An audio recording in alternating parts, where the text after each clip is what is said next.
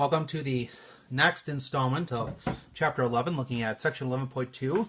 This one shows another method of solving quadratic equations, what is known as the quadratic formula. All of the methods that we're going to look at in this section, this is probably considered one of the easier methods. That's not to say that it's easy, or there's not room to make simple little errors, like you might have experienced in working with imaginary numbers or working with completing the square. There are rooms to do this. But generally speaking, most students find this easier because this is fairly procedural. So when we're talking about the quadratic formula, we're going to take a look at a quadratic equation in the form of ax squared plus bx plus c equal to 0. Now, what's important to know that when we use the quadratic formula, we have to have the equation written in this form in order to be able to use it. So some of the problems you're going to get are going to be written in this form. Sometimes they're not going to be written in this form with everything is set equal to 0, and we need to get it written in that form. So let's take a look at what quadratic formula looks like. So if we're solving for the value of x in this formula, then we're going to set it equal to the following. Negative b, that comes from here, plus or minus the square root, a long square root, and it's going to be underneath b squared minus 4ac. Now, the entire thing, right after the equal sign from negative all the way down, gets underlined, and that's going to be over 2a. So, when you work with this formula, one thing that might help you as you work with this is keep this handy, but you'll want to write out kind of a generic formula where you're going to be doing or putting in all the values that you get from the quadratic equation written above here. You'll see me utilize this during the course of the lesson today. So during the course of the lesson, you'll see me write this out. So I have a place to put first my value of b, my value of b, my value of a, my value of c, and my value of a. So I'm going to write this down on a pretty consistent basis in here. You don't always have to do this, but one way where this is nice by creating these parentheses, it helps ensure that if you have, let's say, for example, a negative value of b, you don't get the negative that's associated with the value of b itself confused with the negative that's associated with the quadratic formula. A lot of students will miss that when they do the substitution. So let's go ahead and take a look at a problem and see how we can use the quadratic formula to solve it. Let's take a look first at number 8. So for the first one, we have 3x squared minus 7x plus 2 equals 0. Could this quadratic equation be solved by completing the square? It absolutely could. You could subtract 2 from both sides, divide everything by 3, take the result of negative 7 over 3, multiply that by a half to get negative 7 over 6, then you could square that, and it would be kind of a big mess. Not an awful problem, but still it would be some considerable work. But this formula here is going to kind of simplify that for us. So in this problem, we first need to identify the values of a, b, and c. You'll see in about the first 4 to 5 problems, I'm going to identify these values. And then afterwards, I'm going to go straight from the problem directly to the formula. So over here, we have the value of a is equal to 3. Remember, the value of a that's the value next to the x squared term. Value of b, now b is not 7. b is negative 7. So we have to look at the sign that's next to the number with the x term. And here, this is going to be a positive 2 for c. So identify those 3 values. You may choose to do this on a regular basis if you want. You may choose later, as you get more comfortable with this, to skip this step and go directly to the formula. So from here, I'm going to go ahead and I'm going to write down x equals negative b plus or minus the square root of b squared minus 4 ac over 2 times blank. And in case you want to ask me the question, do I expect to see this formula? And the answer is absolutely going to be yes. You will have to show this work. Do you have to show this formula with every single problem? No. But if, let's say, for example, you don't have the formula, you don't identify your values of a, b, and c, and you make a mistake here, you'll lose more points if you go straight from here to this problem without showing this work than you would if you showed a little extra work. Okay? So the value of b is negative 7. So b goes in two places. It goes here and here, and one thing I forgot to put the square that goes with the b here. So I have that here now. I'm going to take this negative 7, I'm going to put this in here.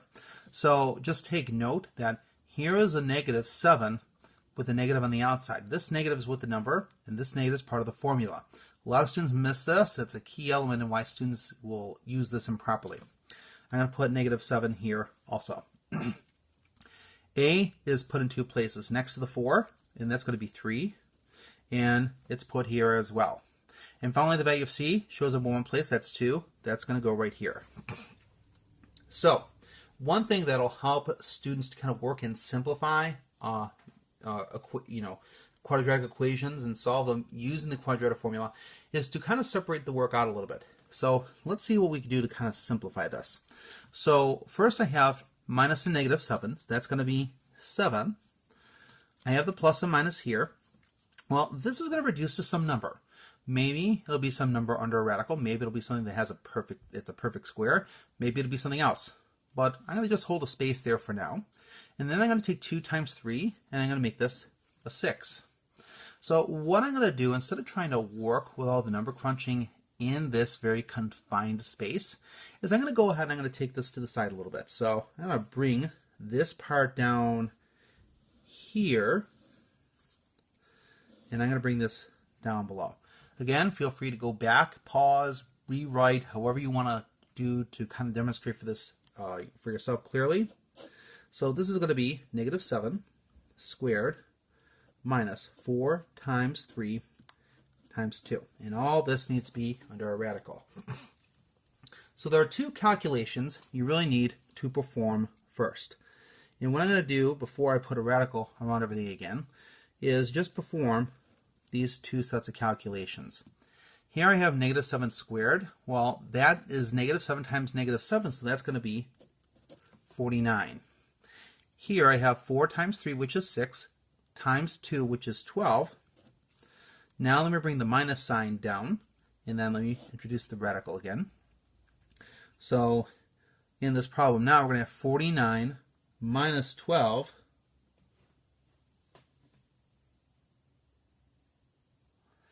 and for some reason I don't like this answer. So 49 minus 12 is going to be 30. Oh, I know why I don't like the answer. Because 4 times 3 is 12 and times 2 is 24. 24. I knew there was something I didn't like about this. That's going to have a big impact on our answer. So in case you were saying, what's that Burke doing out there? Yep, I caught my own mistake this time. So here we have 49 minus 24. And you have to say, okay, well that's going to be 25. And hopefully most of you notice out there that in fact the square root of 25 is equal, not to radical 5, just equal to 5. So all of this now, what is it equal to? That's equal to x, not equal to x. I take that back. This is just the radical we're simplifying here. Okay, but we do put the equal signs with it. So we now have this value being equal to 5. So all this radical value simplifies to the value of 5. So we're going to go ahead and put that here. So also one more thing. This 6 here extends across this here. Okay, so now if we want the value of x, okay, now we need to split this up into two parts. So watch how this is done. So here on top we're going to have 7 plus 5 over 6. And then at the bottom we're going to have 7 minus 5 over 6. So let's see, 7 plus 5, that's 12. 12 divided by 6, that's going to equal 2. Here we have 7 minus 5. That's going to equal 2 over 6. And that's going to equal 1/3. So we have two solutions for x now. So x is equal to both 1/3 and x is equal also to 2. So I apologize for those few mistakes in there. I'm just warming up, so hopefully I will not make too many of those in the upcoming problems. Let's see what we can go to next in applying the quadratic formula. One of the things about the quadratic formula, where it isn't the most difficult thing to use in the world, it is easy to make little mistakes. So be careful about that. Let's go ahead and take a look at number 12. The other thing with the quadratic formula is it does in fact take up significant paper. So this is not mu, just we'll use a u here. 3u squared is equal to 8u minus 5. So, of course, we want to identify the values of a, b, and c. But remember, this has to be written in the form of ax squared plus bx plus c is equal to 0. And we don't have that. Now, as a rule, especially if we have like something like 3u squared, where the 3 in front of the variable squared, if that's positive, we're going to leave it that way. So we're going to take the 8u away from this side. I'm going to add 5 to this side. So we're going to go ahead and take away 8u from both sides. And here we're going to add 5 to both sides. That's going to make this side 0 now. And here it's going to give us 3u squared minus 8u plus 5. So now we have 3u squared minus 8u plus 5 is equal to 0. At this point, we can now correctly identify the values of a, b, and c. So the value of a is equal to 3. The value of b is equal to negative 8. The value of c is equal to 5. We'll see, not too dissimilar to the question we just did. The numbers are actually pretty close. So now that we have the values of a, b, and c correctly identified, we're going to write out the quadratic formula, leaving all the blank spaces to perform our substitutions and generate our calculations. This formula is a little challenging for some students to memorize, but yes, you do have to memorize it. For anyone who knows Pop Goes the Weasel, you can read this as follows. X equals negative b plus or minus square root b squared minus 4ac all over 2a. And yes, I know I'll probably be ridiculed to the end of my life and beyond my death for singing that, but if that helps you remember, by golly, go with it, okay? So I am I consider it worth humiliating myself on camera for millions to watch for my future, I forget what they call that. Anyway, so I'm going to put negative 8 here and negative 8 here. I have 3 that goes here, and then 5 will go here. So I'm going to take all these calculations. Now remember, there's a few things I could simplify in the beginning. So I can write this now as x equals minus a negative 8. Well, that's going to be positive 8. So I can write that. Plus or minus, we need something here. So let's go ahead and find what that is in a moment. And this is going to be a 6 at the bottom. So let's go ahead and take this radical value. Let's bring it below and see if we can solve this now. So we got negative 8 squared minus 4 times 3 times 5. So at this point, I'm going to go ahead and multiply negative 8 times negative 8, square that. That'll give me 64. Here we have 4 times 3 times 5, so that's 12. That's going to be 60. I bring down the minus sign, put it between it, and I bring my square root down now. 64 minus 60 is going to equal the square root of 4. And as most people know, the square root of 4 is equal to 2. So what we're going to do now is put 2 back in place here. And we're going to write the two solutions for the value of x as being equal to 8 plus 2 divided by 6. Then 8 minus 2 divided by 6. 8 plus 2 will give me 10 over 6. 8 minus 2 will give me 6 over 6. Well, 6 over 6 equals 1, so that's not too bad. 10 over 6, I can divide each of these by 2, so I can write this as 2 times 5 over 2 times 3. And that'll give me 5 over 3. So the two solutions I have for x are x is equal to 1 and 5 over 3 for my final answer. You'll notice here that I am taking about a page to do this. I don't expect you to use a whole ton of space when doing these questions. However, I am asking you in your homework and for the purposes of your test to show all of your work clearly and concisely. Another reason I'm kind of using so much space is because I'm providing instruction in this, and I want to make sure that everyone has a clear sense of where I'm getting all the information I'm getting. So if you want to at any time as you try some of these questions, feel free to go ahead and stop the video once I've written the question down, try it yourself, and then play the question so that when you want to check your work, you can see if you've done it correctly or not. Okay, so we're going to take a look at a few more questions. Well, maybe about 4 or 5 more in this particular vein, and then go to something a little more challenging. So let's go ahead and take a look now at question number 14. So 14 is written as t squared plus 4t is equal to 1.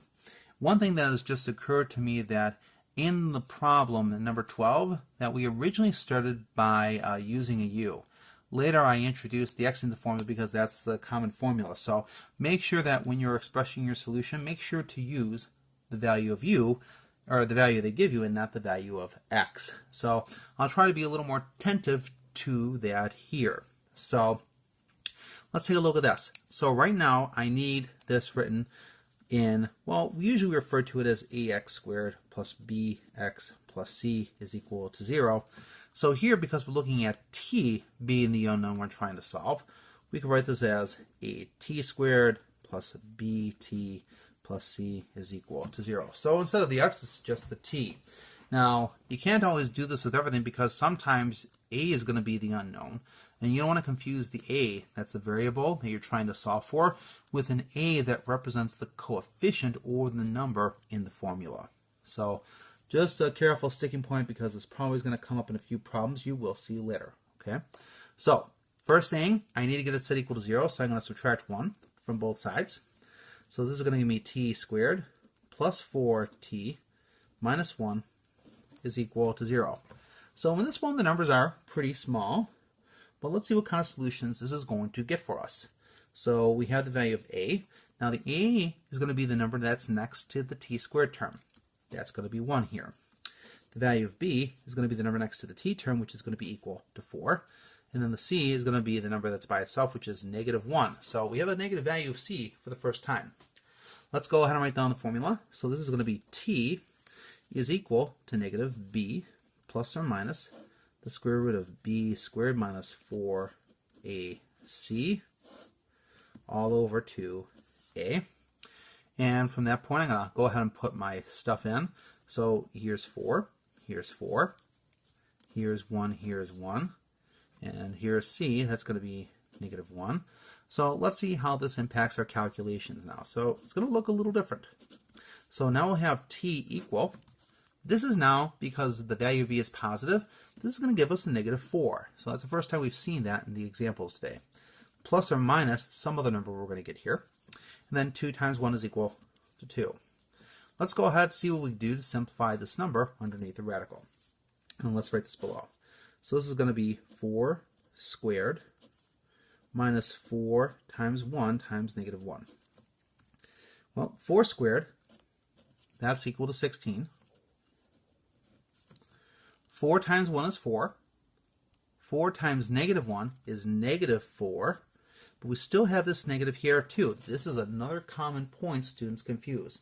You may get a negative result here, and that's fine, but there's a negative here also, which means that if we do the calculations under the radical here, 16 minus a negative is like adding.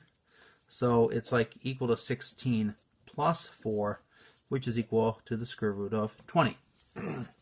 If we can, we should try to simplify the square root of 20 to see what we get with that. And we should, in fact, find that the square root of 20 can be written as the square root of 4 times 5. And I can write then that as 2 radical 5. So I can now replace this with a 2 radical 5. Now, if it's possible to do so, I can factor a 2 out of the top of this here. Or what I can do is, let's say, even possibly split this up, but we'll just go ahead and, we'll go ahead and split this up actually. So this is going to be t equals negative 4 over 2 plus or minus radical 2, or 2 radical 5 over 2. So this is going to simplify now to negative 2 plus or minus radical 5. So once you divide this out and simplify it as much as you can write your answer one of two ways now, as negative 2 plus radical 5, or you can write your answer as negative 2 minus radical 5. So here are the two solutions we obtain for this quadratic formula. So you'll notice in this one that there are radicals in this answer, much like some of the answers that we obtained when we were working to complete the square. Let's see how we fare with other questions and see what type of solutions we get for that.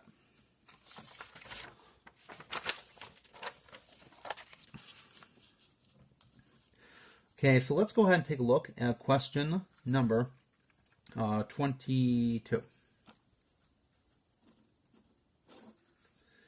We have here t squared plus 10t plus 26 is equal to 0. And, well, this one doesn't look too bad, at least initially. It seems like, gee, well, we're going to be able to, identify the values of a, b, and c right away. A is going to be equal to 1, b will be equal to 10, and c is going to equal 26.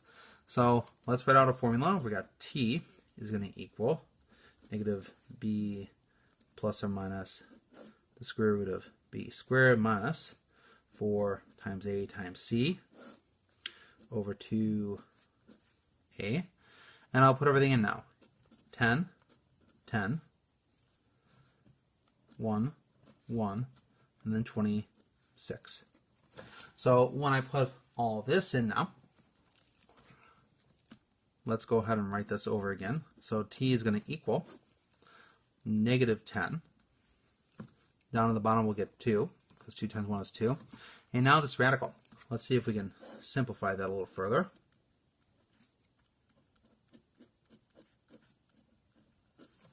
So 10 squared is going to give us 100. Start with 4. Notice I leave the negative out of the calculation. I just see what I could bring the negative down here. If it helps to do that now, go ahead and do it. And let's just see what we get here. 4 times 1 is 4. 4 times 26 is going to be 104. That remains under a radical. And that's going to equal a radical, negative 4. Well, hopefully after all the work we did in section 10.8, you should be able to quickly identify that the value of a radical, negative 4, is equal to 2i. So now I'm going to bring this plus and minus over here. I'll write this as 2i. And again, I'm going to work to see what I can do to simplify this a little bit. So I'll write this as t is equal to negative 10 over 2 plus and minus 2i over 2. And after we work to simplify this, all we're going to get, we take negative 10 divided by 2. This is going to be negative 5 plus and minus. 2i divided by 2 is just I. So we can write this two ways. We can either write this as negative 5 plus I or negative 5 minus I. And those are our two solutions for this quadratic equation here. So sometimes, yes, these can come out to be not the cleanest answers, but not terribly difficult necessarily either. So we're going to go ahead and use a quadratic formula for equations that look to be a bit more complicated. So let's take a look now at, we're going to jump down to question number, let's take a look at 26. So what's going to happen with these is the numbers are just going to get a little bigger. This is going to be 15 t squared plus 7t is equal to 2. So reminder on these kind of questions again, you want to make sure that everything is written equal to 0. So I'm going to go ahead and subtract 2 from both sides. So I have 0 over here. This is going to give me 15t squared plus 7t minus 2 is equal to 0. Again, I'm going to identify my value of a, my value of b, and my value of c, where a is 15, b is 7, and c is negative 2. I'm going to write my formula out where t is equal to negative b plus or minus the square root of b squared minus, 4ac all over 2a. So I'm going to put 7 here and here. I'm going to put 15 here. I'm going to put 15 here. And I'm going to put negative 2 here. So let's bring this over. What's t equal to now? Well, that's going to be negative 7 because the 7 starts as positive. The formula makes it negative. 2 times 15 is going to make it 30. But it's going to be plus or minus something here. So let's see what that's going to work out to be. So we'll bring that radical term down.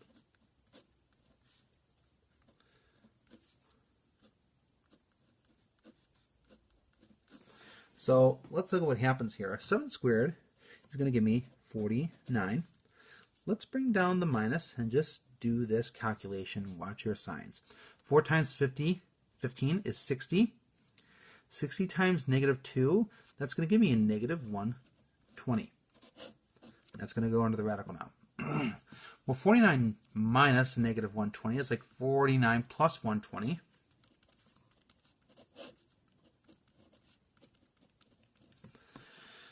And 49 plus 120 will give me radical 169, which hopefully most of you know is just 13. And that simplifies quite nicely, actually. So now I have a nice number here, and I can go ahead and split this up because I can't reduce this in this form. I can split this up into 2 ways. So I can write this as negative 7 plus 13 over 30, and then negative 7 minus 13 over 30. And let's see what we do to simplify this. Negative 7 plus 13 looks like that should give us 6 over 30, or 1/5. Negative 7 minus 13 should give us negative 20 over 30, which should be negative 2 over 3. So for t, we have 2 answers. That's going to be negative 2 over 3 and 1/5. So yeah, sometimes the answers come out to be pretty complicated fractions and can contain all kinds of things. So make sure to be careful of your fractional work. Be careful of your reduction. And one of the requirements when you solve these is that your answers have to be in lowest terms. Failure to do so will cost you a point for each fraction that you fail to reduce the lowest terms. Okay? So be careful on these types of questions.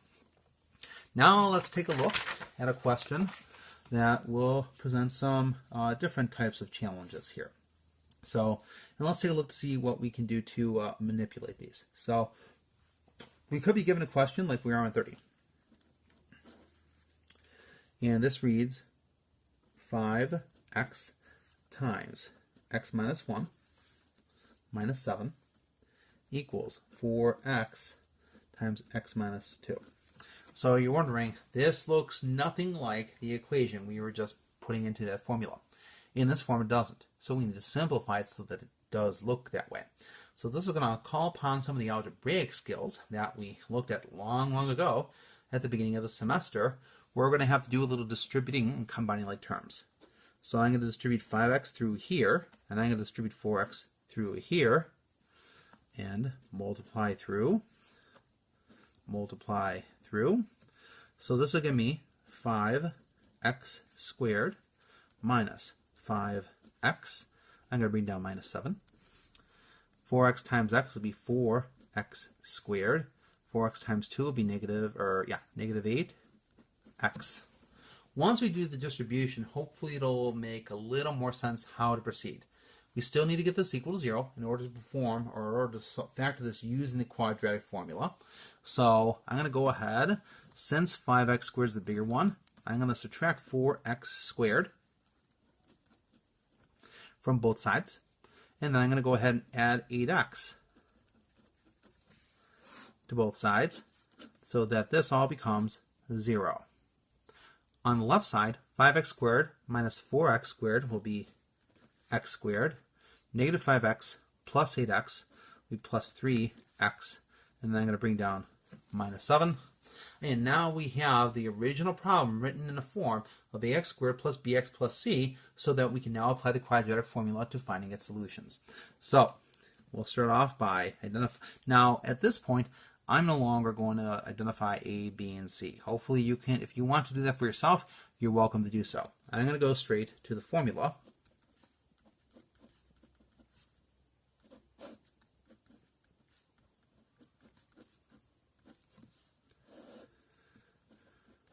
So I know that b is 3. I know that a is 1. I know that c is negative 7. So I'm going to rewrite that formula over here to get x is equal to negative 3 plus or minus something over 2. So when I go ahead and simplify this, I'll bring this down a little bit. This is going to be 3 squared minus 4 times 1 times negative 7. So this part here is going to give me 9. Bring the minus sign down. And I'll combine all this now. 4 times 1 is 4. 4 times negative 7 is going to be negative 28. That goes under one radical. When I add these, because minus and negative is adding, I'm going to get radical 37. Now, the square root of 36 is 6, but the square root of 37 is the square root of 37. It cannot be simplified. It cannot be reduced. 37 is a prime number. It's just staying under the radical, and that's what I'm putting over here. So when we write the final answer to this, we're going to go ahead and write this out now as negative 3 over 2 plus and minus radical 37 over 2. Or if you had to write this out as two solutions, then this would be negative 3 over 2 plus radical 37 over 2, and then negative 3 over 2 minus radical 37 over 2. And that's how we solve that problem. We'll go ahead and take a look at one more, one that's going to have a more complex solution, and let's see what we get for that. So you need to see kind of those higher order problems and what they're going to look like. And that'll be the last question for this section. So now we're going to turn our attention to question number 36, last problem of this section. And this reads as x times x minus 1 equals 2x minus 7. So in this first part, we're just going to start off by distributing the x through here. Doesn't look too bad at this time, not as bad as the other one did when we started. The x squared minus x equals 2x minus 7. So far, not so bad. Let's get it all equal 0. So I'm going to subtract 2x, add 7. Subtract 2x and add 7. So the x squared minus 3x plus 7 is equal to 0. Let's go ahead and start putting information into the quadratic formula here. So I'm going to go ahead and do this off to the side here. We're going to have x equals negative blank plus or minus, not blank, but a b. B squared minus 4ac over 2a. So this is going to give me, let's see, b is, watch out, b is going to be negative 3. So if you start to make the jump to take this from here, don't just concern yourself with the number. Watch for the negative 2 also. The value of c is going to be 7. The value of a is going to be 1. So that's going to give us now 3 plus or minus some number under the radical divided by 2. Let's go ahead and simplify that now. So we have negative 3 squared minus 4 times 1 times 7.